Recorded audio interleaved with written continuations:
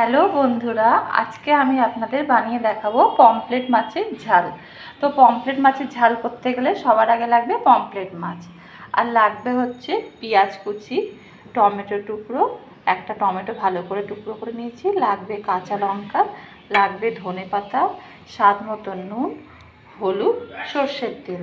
তো সবার প্রথমে আমি এই পমফ্রেট মাছগুলোর মধ্যে নুন মাখিয়ে নিচ্ছি। এখানে যতটা লাগবে সেই হিসাবে আপনারা দেবেন।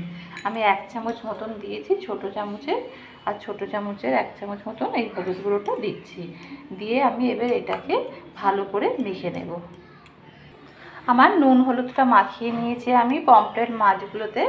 এইবার আমি কড়াইটা গরম করতে দিয়েছি, কড়াইটা গরম হয়ে গেছে। এর মধ্যে আমি সর্ষের তেল দিয়ে দেবো আন্দাজ মতো মাছগুলো ভাজার জন্য। আমি তেল দিয়ে দিলাম, তেলটা গরম হলেই আমি মাছগুলো ছাড়বো। তেলটা আমার গরম হয়ে গেছে, এইবার আমি মাছগুলো ছেড়ে দিচ্ছি।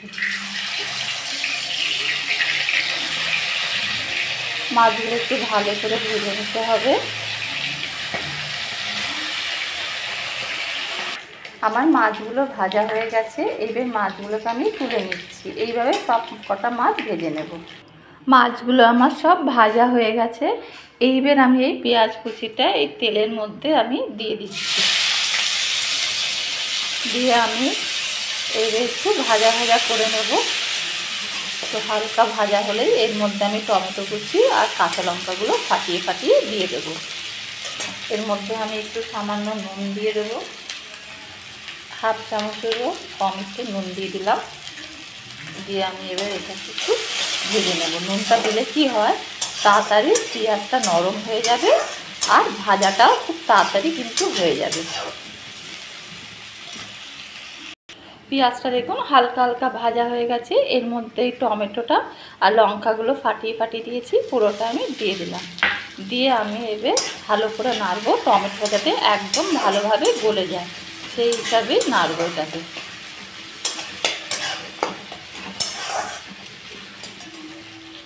আমার পেঁয়াজ টমেটোটা কিন্তু ভালোভাবেই ভাজা ভাজা হয়ে গেছে। দেখুন টমেটোটাও কিন্তু গলে গেছে। এইবার আমি এর মধ্যে একটু হলুদ দিয়ে দেবো। আপনারা যদি চান তো লঙ্কার গুঁড়ো দিতে পারেন, কিন্তু আমি আর ঝাল দেব না, কারণ কাঁচা লঙ্কাগুলোতে খুব ঝাল। আমার ভালো করে ভাজা ভাজা হয়ে গেছে। এইবার আমি অল্প করে জল দেব।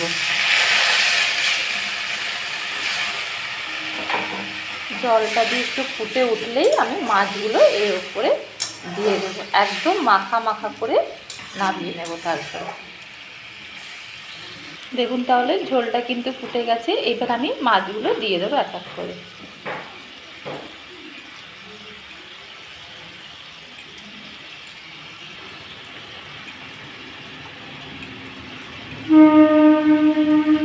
এবার একটু আমি নেড়ে দেব।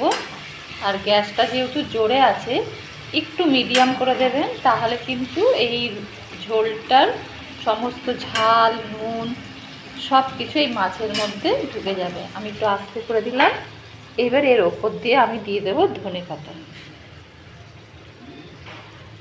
দিয়ে যখন একটু মাখা মাখা হবে আমি তখন ঢেলে নেব মাছটাকে। দেখুন তাহলে মাখা মাখা হয়ে গেছে। এবার আমি এটাকে নামিয়ে ফেলছি। দেখুন তাহলে আমার কিন্তু একদম পমফ্রেট মাছের ঝাল তৈরি। যদি আমার এই রেসিপিটা আপনাদের পছন্দ হয়ে থাকে তবে অবশ্যই একটা লাইক আর সাবস্ক্রাইব করতে কিন্তু ভুলবেন না। তাহলে আজকে এই পর্যন্ত।